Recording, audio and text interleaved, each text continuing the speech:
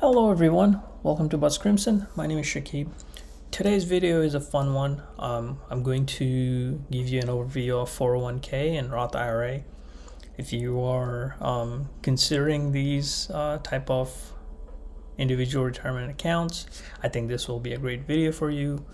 I'll also show you an example investor, show you the pros and cons of these type of accounts, and how they grow and the withdrawal policies. Okay, all right, so if you like this type of personal finance content, please smash the like button and subscribe for more. All right, let's get started.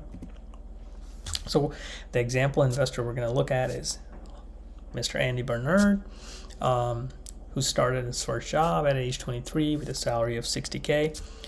He also started investing in both 401k and Roth IRA at 23. Just so you know, you can invest in both of them at the same time. We're going to assume he's going to be working at the same company until he's 60 or 59 and a half. Let's just round it up, 60. He's going to get a 2.5% yearly raise, and his employer matches his 401k contribution up to 4%. So, for example, if he put 4% in his 401k, his employer would give 4%, so you would have total 8%. And then just another scenario I wanted to show you. Let's say Andy Bernard buys a house at 28 years old, when he was 28. Okay, so let's go. So overview, 401k and Roth IRA, they're both individual retirement accounts. 401k is generally offered through your employer. I think it's what replaced the old school traditional pension funds or whatnot. And then employers will also offer you to open Roth IRAs with the same fund managers who manages the 401ks. For me, I opened Roth IRA on my own from robo-advisor Wealthfront. You can also open it with pretty much everybody offers these type of accounts. So I think the key difference between these type of accounts is how they're taxed, their withdrawal policies, and how they grow. And then, of course, contribution limits and whatnot. But I think the taxation is probably one of the key difference. So 401k, you put money that whatever amount of money you are contributing, it will not be taxed. So Andy Bernard, if he decides to put $10,000 per year out of his 60K, his taxable income for that year will be 50, and that $10,000 will not be taxed, and it will go directly into his 401k, and then it'll grow until he retires. That's when he can take it out, maybe over a certain period, maybe over a couple of years, or 10 years, 20 years, or whatever. When he takes that out, that'll be considered income, and he will pay tax based on that.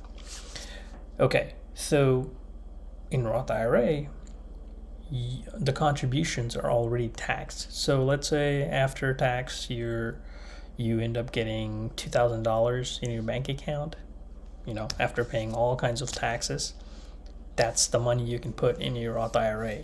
You got $2,000 post-tax income. You can spend whatever you want out of that $2,000 on groceries, shopping, whatever, and then put the rest in Roth IRA. That's how it goes, and then it grows tax-free.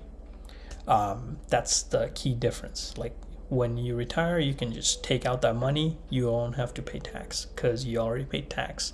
All your contributions were already taxed. Okay, so contribution limit, I think these amounts change very frequently. I mean, on a yearly basis, I bet.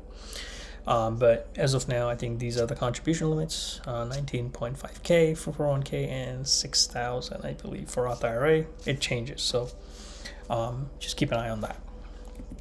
Withdrawal conditions. So this is where things get a little complicated. People get confused. So I'm here to break it down for you. So, well, actually, let me tell you one. I'm going to say these are the terms that you should know. So in both accounts, you have contributions. contributions or whatever you're investing in these accounts. In 401k, you have two types of contributions: employee contributions and employer contributions. In Roth IRA, it's just employee contribution. And then when you take the money out, in 401k, you have withdrawals. But in Roth IRA, you have two types of withdrawals. You have contribution withdrawals and then earning withdrawals. Earning withdrawal is when you take out money that grew, that grew from your contribution. So just to kind of wanted to take you through those because that'll be important to understand the withdrawal conditions. So let's go over 401k withdrawal condition. Very simple. If you take money after 59 and a half years or older, when you're older, no penalties, you just pay tax. And we'll show you how the tax works out. But if you want to take the money out, if you want to withdraw some money or whatever money amount before 59 and a half, you have to pay penalty. The penalty is 10%. It is possible to not pay the penalty if you're withdrawing the money for some qualified expenses, and I'll show you the expenses later. Now for Roth IRA, it's a little more complicated, but it offers a lot of flexibilities. So same rule applies.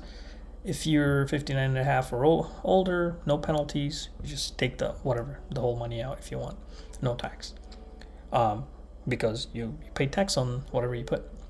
The contributions, but here's some cool stuff. Contributions that you make toward Roth IRA, you can take them out anytime, and there's no penalty or anything because they're taxed already. So it's essentially a flexible spending account.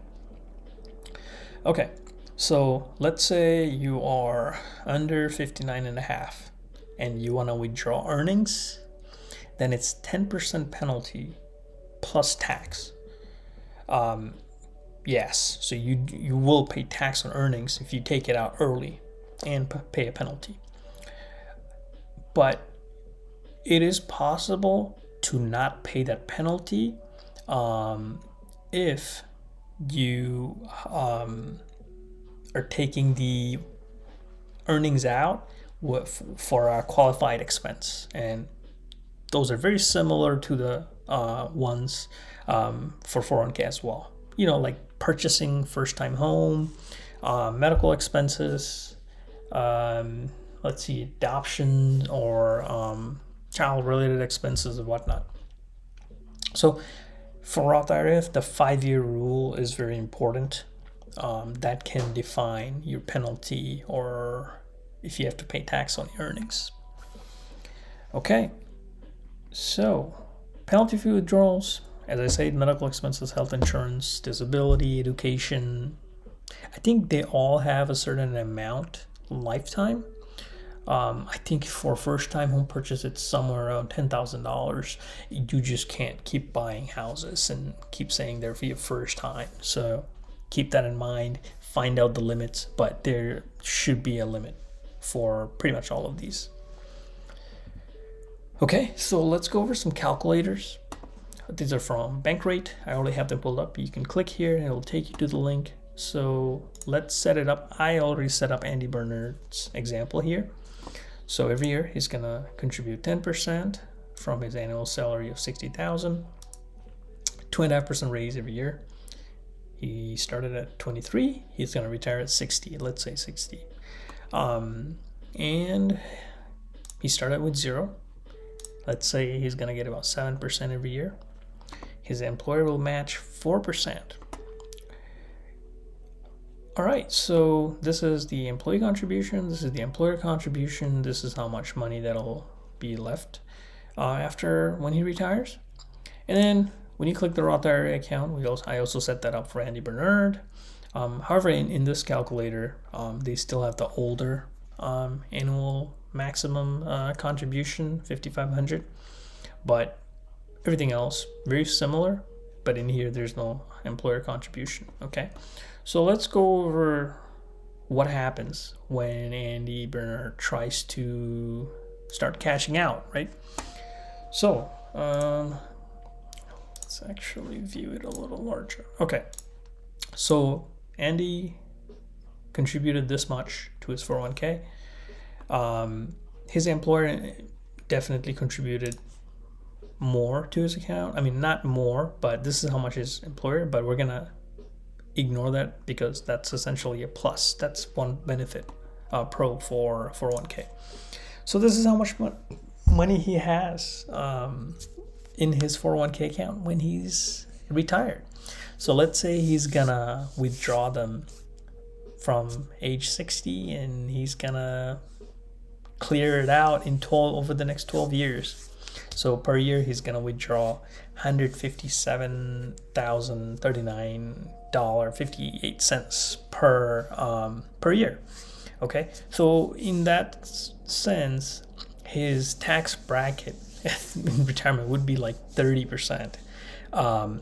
So his return after he taxes, puts the tax on that yearly withdrawal times, he's gonna take that 12 times. His net after tax is about 1.3. So as you can see, it's much lower than what it was before tax. So his return overall after tax is about 359% based on the growth he experienced from age 23 to 60. Now in Roth IRA, similar situation, but remember, you can just take all the money out, so we don't have to worry about tax.